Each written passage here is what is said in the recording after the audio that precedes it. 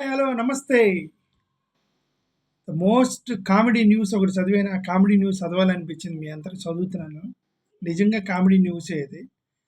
జనరల్‌గా ఈ లోకల్ న్యూస్‌లో మనోళ్ళు ఏదో ఒకటి మాట్లాడాలి కాబట్టి మాట్లాడుతుంటారు. ఈళ్ళు కూడా ఏదో ఒకటి రాయాలి కాబట్టి రాస్తూ ఉంటారు. బట్ అప్పుడప్పుడు కూడా మీకు లోకల్ న్యూస్ కూడా ఇవ్వాలని నాకు అనిపించిందనమాట. సమన్వయము అనే ఒక తెలుగు అతను రాసినటువంటి ఒక కామెడీ న్యూస్.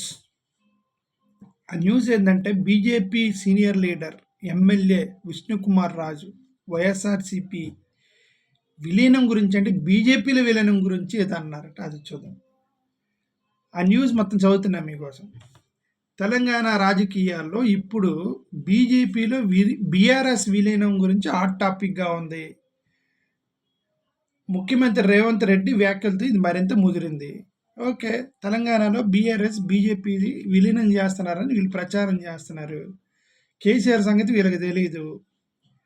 కేసీఆర్ బీజేపీలో ఒకవేళ విలీనం చేసినా బీజేపీకి అధ్యక్షుడు అయిపోయి మొత్తం దొక్కేస్తాడు. అంత తెలివి వెళ్ళవాడు కేసీఆర్. ఓకే, ఆయన అదేం చేయడు. ఆయన ఆయన అదేం చేయడని నేను అనుకుంటున్నా. బట్ ఓకే, ఒకవేళ చేసినా కూడా కేసీఆర్ని తక్కువ అంచనా ఇస్తే మీరు అయిపోతారు. సరే, బీజేపీ తెలంగాణ సంగతి ఏదో జరుగుతుంది అనుకోండి. అయితే బీజేపీ బీఆర్ఎస్ విలీనాన్ని ఆ రెండు పార్టీలు తప్పుపడుతున్నాయి. గిట్టని వారి ప్రచారం అని పరువు నష్టం దావేస్తారు బీఆర్ఎస్ నేతలు అన్నారు. ఓకే, మీరు ప్రతిసారి బీఆర్ఎస్లో విలీనం అంటున్నారు, పరువు నష్టం దావేస్తామని బీఆర్ఎస్ వాళ్ళు అన్నారట. అయితే తెలంగాణ రాజకీయ పంచాయతీ ఇలా సాగుతున్న వేళ ఏపీలోనూ విలీనం అనే ప్రస్తావన వచ్చిందట. ఎవడు తెచ్చాడు? ఏపీలోనూ విలీనం అనే ప్రస్తావన ఎవడు తెచ్చాడు అని అడుగుతున్నా. ఆంధ్రప్రదేశ్లో విలీనం అనే ప్రస్తావన ఎవడు తెచ్చాడు? మీరు మాట్లాడుకొని మీరు మీ ఇంట్లో మీ టీ తాగుతూ మాట్లాడుకుంటే దాని ప్రస్తావన తెచ్చినట్ట. వైఎస్ఆర్సీపీ వాళ్ళు అన్నారా విలీనం అనే ప్రస్తావన? ఏంటి ఇప్పుడు నేను కూడా ప్రెస్ మీట్ పెట్టి ప్రస్తావన తెచ్చారు అని నా మనసులో మాట అంటే సరిపోయింది. అది సరే, ఇంకంత రాజకీయం అంతే. ఆ ప్రస్తావన తెచ్చింది కూడా ఎవరో కాదు. ఎవరు తెచ్చారంట? BJP senior leader MLA Vishnukumar Raju. ఆయన ఏమన్నాడు? సోమవారం మీడియాతో మాట్లాడిన విష్ణుకుమార్ రాజు వైసీపీ పైన, వైఎస్ జగన్ పైన ఓ రేంజ్లో ఇరుచుకుపడ్డారట. ఏ రేంజ్లో ఇరుచుకుపడ్డారో తెలియదు. అంతేకాదు, వచ్చే ఎన్నికల్లో వైసీపీకి ఎన్ని సీట్లు వస్తాయని దానిపైన జోస్యం చెప్పారు. వైఎస్సీపీకి ఎన్ని సీట్లు వస్తాయని 2029లో జోస్యం తర్వాత సంగతి తర్వాత పక్కన పెడదాం. ఇప్పుడు మీరెన్ని సీట్లు నిజాయితీగా గెలిచారు అది చెప్పండి. పోనీ ఎన్ని సీట్లు నిజాయితీగా గెలిచారు? ఓకే, అన్ని నిజాయితీగా గెలిచారు. ఒంగోలులో 12 పోలింగ్ బూత్తుల్లో వీవీప్యాట్ లెక్క పెట్టండి. ఒంగోలులో 12 వీవీప్యాట్ లెక్క పెట్టండి గురు. బీజేపీ వాళ్ళు, టీడీపీ వాళ్ళు అది తెలిసిపోయింది మీరు ఎంత నిజాయితీగా గెలిచారో. ఒంగోలులో 12 పోలింగ్ బూతులు అంతే. దేశం మొత్తం మీద కేవలం 12 ఒంగోలు పోలింగ్ బూత్లో మీరు వీవీప్యాట్ లెక్క పెట్టండి. ఆ లెక్క పెడితే తెలిసిద్ది మీరు నిజంగా నిజాయితీగా ఎన్ని సీట్లు గెలిచారో. దాన్ని ఎందుకు అవాయిడ్ చేస్తున్నారు? 2029 ఎన్నికల్లో ఏపీలో వైసీపీకి 5 సీట్లు కూడా రావని విష్ణుకుమార్ ఎద్దేవా చేశాడట. వైసీపీకి 5 సీట్లు కూడా 2029లో. మీరు ఇవి ఏమంటారు, బ్యాలెట్ పేపర్ మీద ఎలక్షన్ పెట్టండి. నిజంగా నిజాయితీ పరులు అయితే బ్యాలెట్ పేపర్ మీద మీరు ఎన్నికలు పెట్టండి. బీజేపీకి ఒక్క సీట్ వచ్చినా సరే అప్పుడు చూడండి, బీజేపీకి ఒక్క సీటు కూడా రాదు బ్యాలెట్ పేపర్ మీద. అయితే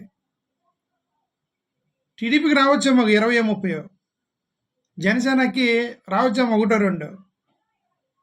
2029లో మీరు బ్యాలెట్ పేపర్ మీద ఎన్నికలు పెట్టి చూపించండి. వైఎస్ఆర్సీపీ గెలిచిద్దా లేదా? వైఎస్ఆర్సీపీకి 100 సీట్ల కంటే పైన రాకపోతే, 120-130 సీట్లు రాకపోతే అప్పుడు చెప్పండి. బ్యాలెట్ పేపర్ మీద పెట్టండి. పెట్టగలరా? అది ఆ ఛాలెంజ్ తీసుకోగలరా వీళ్ళు? ప్రజలు ఓటేస్తే గెలవాలండి. ప్రజలు ఓటేస్తే గెలవాలి. ప్రజాస్వామ్య దేశంలో ప్రజలు ఓటేస్తే గెలవాలి. వేరే షార్ట్‌కట్ రూట్లు, మార్గాలు ఎంచుకోకూడదు. ఈయన చెప్తున్నాడు వైఎస్ఆర్‌సీపీకి 5 సీట్లు కూడా 2029లో. బీజేపీలో విలీనం చేస్తామంటే ఒప్పుకోమని స్పష్టం చేశారు. అలాగే వైసీపీని బీజేపీలో విలీనం చేస్తామంటే ఒప్పుకోమని స్పష్టం చేశారు. అసలు ఎవడన్నాడు బీజేపీలో వైసీపీని విలీనం చేస్తామని ఎవరన్నారు? వైసీపీ అనేది బీజేపీలో విలీనం అయ్యేటువంటి నీచ స్థాయికి రాదు అని నేను అనుకుంటున్నా. అంత నీచ స్థాయి వైసీపీ పడిపోదని నేను అనుకుంటున్నా. ఏది బీజేపీలో విలీనం చేసే నీచమైన స్థాయి.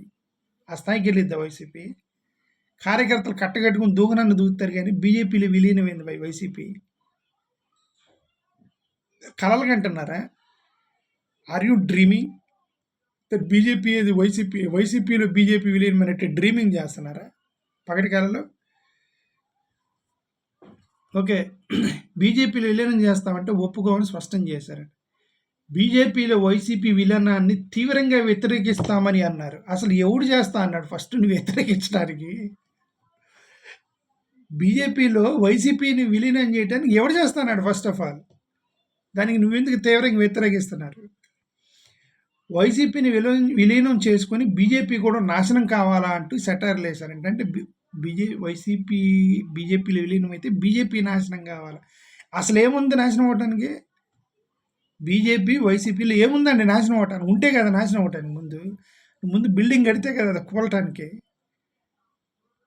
కడితే కదా. ఏదో తెలుగుదేశం వాళ్ళు ఓట్లు వేశారు, అవి కూడా ఓట్లు వేసారో లేదో తెలియదు. అదే చెప్తున్నాం, ఓట్లు వేసారో లేవో తెలియదు. ఒంగోలులో 12 బూతుల్లో మీరు వివిప్యాట్ లెక్క పెట్టండి అంటే పెట్టని ఉన్నారు. అక్కడ తెలిసిపోయింది అది కూడా కూటమి ఓట్ల వల్ల పడ్డాయా లేకపోతే వేరే మార్గాలు ఏమన్నా షార్ట్ కట్లు వాడారా అనేది మనకు తెలియాలంటే ఆ ఒంగోలులో 12 బూతుల్లో లెక్క పెట్టాలి వీళ్ళు వివిప్యాట్లు. అది లెక్క పెడితే బయటపడిపోయింది. అది లెక్క పెడతలేదు. ఓకే, వైసీపీని బీజేపీలో విలీనం తీవ్రంగా వ్యతిరేకిస్తున్నాం. వైసీపీని విలీనం చేసుకొని బీజేపీ నాశనం అవ్వాలి. వైఎస్ జగన్ 1,00,000 కోట్ల రూపాయలు దోసుకొని బెంగళూరు ప్యాలెస్లో ఉంచారన్న విష్ణుకుమార్ రాజు. ఇది కొంతకాలం నుంచి అంటున్నారు 1,00,000 కోట్లు సంపాదించాడు, 1,00,000 కోట్లు సంపాదించారు. మనీ వాల్యూ పెరిగిపోయింది బా తెలియదు బాబు. 2000 ఆయన పార్టీ పెట్టి ఇప్పుడు జగన్మోహన్ రెడ్డి గారు 2012లో సరే బయటకు వచ్చింది 2010 ఆ టైం అని గొడవ అయింది. అప్పటి నుంచి 1,00,000 కోట్లు అంటున్నారు. ఇది 2024 14 సంవత్సరాలు మనీ వాల్యూ పెరిగిపోయింది. మీరు ఇంకా 1,00,000 కోట్లలో కూర్చుంటేట నిజంగా ఆయన 2010లోనే 1,00,000 కోట్లు సంపాదిస్తే అది మనీ వాల్యూ 1,50,000 కోట్లు అయి ఉండేది. ఇప్పటికి మనీ వాల్యూ పెరిగింది 1,50,000 అనండి, ఇంకా 1,00,000 దగ్గర కూర్చున్నారంటే మనీ బేసిక్ ఎకనామిక్ సెన్స్ లేదు వీళ్ళకి. బేసిక్ ఎకనామిక్స్ తెలియదు. సంవత్సరం వాల్యూ రూపీ వాల్యూ పెరిగిద్దని. 2010లో 1,00,000 కోట్లు దోచుకున్నాడని జగన్మోహన్ రెడ్డి అన్న వాళ్ళు ఇప్పుడు 1,50,000 అనండి మీరు. ఇంకా 1,00,000 దగ్గరే ఉన్నారంటే అది అబద్ధం అని అర్థం. అంటే అది ఫ్రేజ్ కోసం వాడుతున్నారు. 1,00,000 అనేది ఫ్రేజ్ కోసం వాడుతున్నారు అని అర్థం. ఆ ప్యాలెస్ మీద సోదాలు చేయకుండా, అది పెద్ద కామెడీ ఇదే. ఆ ప్యాలెస్ మీద సోదాలు చేయకుండా కేంద్ర సంస్థలు ఏం చేస్తున్నారని ప్రశ్నించారట. ఎవరంటున్నారు? బీజేపీ విష్ణుకుమార్ రాజు జగన్మోహన్ రెడ్డి ప్యాలెస్ మీద సోదాలు చేయకుండా కేంద్ర సంస్థలు ఏం చేస్తున్నాయని ప్రశ్నించారు. ఎవరిని ప్రశ్నించావు రాజుగారు? విష్ణుకుమార్ రాజు గారు ఎవరిని మీరు ప్రశ్నించింది? ఎవరిది కేంద్ర ప్రభుత్వం? ఎవరిది కేంద్ర ప్రభుత్వం? ఎవరిది స్వామి? మీరు బీజేపీ వాళ్ళు, కేంద్ర ప్రభుత్వం బీజేపీ, కేంద్ర సంస్థలు బీజేపీ. ఏం చేస్తున్నారని మిమ్మల్ని మీరు ప్రశ్నించుకుంటున్నారా? ఇది మన రాజకీయ నాయకులు ఇలే ఉంటారు. మన రాజకీయ నాయకులు ఇలానే ఉంటారు. మీడియా ముందుకు వచ్చి ఏం చేస్తున్నారు అంటే ఏం చేస్తున్నారు? మీరే కదా చేయాల్సిందే. ఒకవేళ నిజంగా జగన్మోహన్ రెడ్డి 1,50,000 కోట్ల ప్యాలెస్లు పెడితే పోండి. బీజేపీ మీదే సంస్థలు పోయి ఎతకండి, టాయిలెట్లో బాత్రూమ్లు ఎతకండి. అన్నీ రాంగ్ ప్రచారాలు చేసి, తప్పుడు ప్రచారాలు చేసి 10-12 సంవత్సరాల నుంచి 1,00,000 కోట్లు అంటున్నారు. వైఎస్ కేంద్ర సంస్థలు ఏం చేస్తారని ఈయన ప్రశ్నించాడు. బీజేపీ ఆయన వైఎస్ జగన్ విమానంలో వెళ్తున్నప్పుడు కూడా చెక్ చేయాలని సూచించారు. విమానంలో వెళ్తున్నప్పుడు కూడా చెక్ చేయాలని, చెక్ చేసే పంపిస్తారు స్వామి. అది కనీసం ఏరోనాటిక్స్ కామన్ సెన్స్. అది అంతే కదా! ఎయిర్‌పోర్ట్‌లో ప్రైవేటు విమానాలు కూడా చెక్ చేసే కదా పంపిస్తారు. ఏందో వీళ్ళు. ఓకే. 5 సీట్లు కూడా వచ్చే ఎన్నికల్లో వైసీపీకి 5 సీట్లు కూడా రావన్న విష్ణుకుమార్ రాజు. అసలు ఈయనకి టికెట్ వచ్చిద్దా రాదో దేవుడికి తెలుసు నెక్స్ట్ టైం. ఓకే. ఈ విషయాన్ని రాసిపెట్టుకొని వైసీపీ నేతలకు సూచించారు. ఏంది మీరు సూచించేది? వైసీపీ నేతలకి వాళ్ళు చూడగలరు. వైసీపీ నేతలకి ఎవడు సూచించాల్సిన అవసరం లేదు. వైసీపీ నేతలు చూడగలరు. They have voice. అందుకే ఆ ఒంగోలులో 12 బూతులు లెక్క పెట్టండి అంటుంది. అందుకే మా కళ్ళు ఉన్నాయి కాబట్టి లెక్క పెట్టండి అంటున్నాం. వివిప్యాట్ లెక్క పెట్టండి ఒంగోలులో. వైసీపీ వాళ్ళకి కళ్ళు ఉన్నాయి. They can see what is happening. VVPAT లెక్క పెట్టండి ఒంగోలులో. మీరు సూచించాల్సిన అవసరం లేదు. మరోవైపు తెలంగాణలో బీజేపీ, బీఆర్ఎస్ పార్టీ విలీనంపై విష్ణుకుమార్ రాజును విలేకరులు ప్రశ్నించారు. తెలంగాణ వదిలేని అయితే తెలంగాణ మొన్నటి వరకు బీఆర్ఎస్ ప్రస్తుతం విలీనం. ఓకే. తెలంగాణ న్యూస్. వైసీపీలో 11 మంది కూడా మిగలరు. మంత్రి సుభాష్ అంట. మరోవైపు వైసీపీ నుంచి గెలిచిన 11 మంది ఎమ్మెల్యేలు ఆ పార్టీలో మిగలరని మంత్రి వాసంశెట్టి సుభాష్ అన్నారట. కదా ఇంకొన్ని మనకు తెలియని పేర్లు కూడా మంత్రులు అయ్యారు.